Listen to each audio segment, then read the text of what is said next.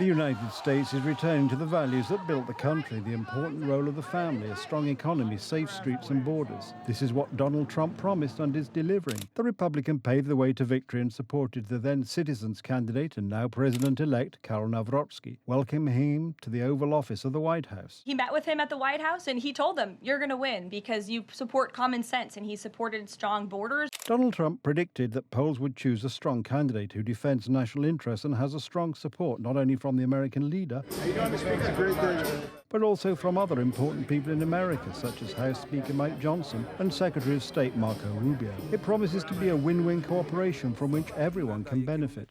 At a time when, for example, trade policy in the European Union is being determined at the Brussels level, having an ally in Poland, someone who understands the United States' position in Poland, is invaluable to the White House administration. On the other hand, there is a chance for a conservative alliance and, so I'll do that again. On the one hand, there is a chance for a conservative alliance, and on the other, for a broader geopolitical dimension that would be very favourable to Poland. It is obvious that Trump and Nawrocki share certain very important principles concerning values, border protection and patriotism.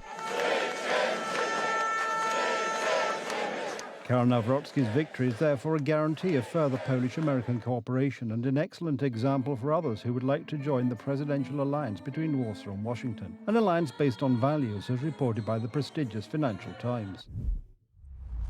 MAGA-style campaign in Europe tested during knife-edge election in Poland.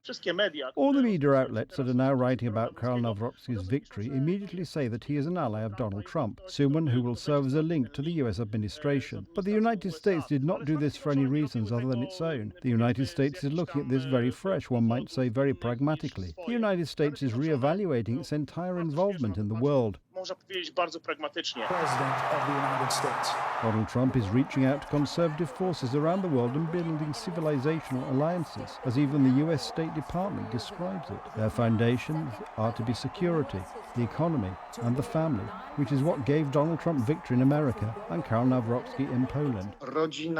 Family, freedom of speech, faith and private property. These are the foundations of Western civilization. Americans talk about this and seek allies who share the same values. It didn't work in Canada, nor in Romania, where voters decided otherwise. Giorgia Meloni.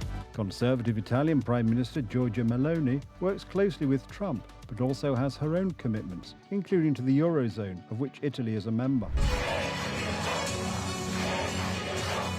As President and Commander-in-Chief of the Armed Forces, independent of the December 13th coalition government, Karol Nawrocki will uphold the values that unite the White House and the presidential palace. He has already expressed this by responding to the congratulations of European Commission President Ursula von der Leyen.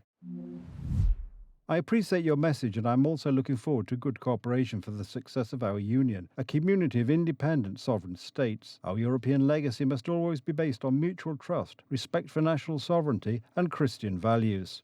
This is a clear sign that Karol Nawrocki will not bow to pressure from Berlin or Brussels, but intends to build a partnership with the European Union and an iron alliance with the United States. In the newly elected president, we have a partner of the Americans who believes in the same fundamental principles.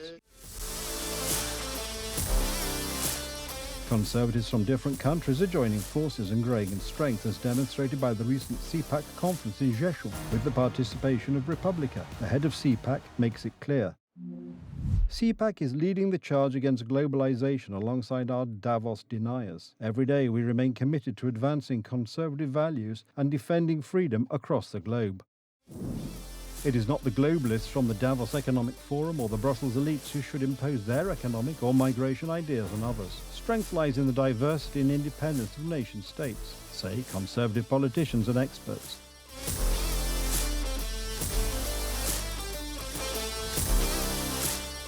This is a completely new vision of international cooperation, in which there is no room for dictates from Berlin or Brussels. Instead, there is a strong alliance built on the economy, security and family values.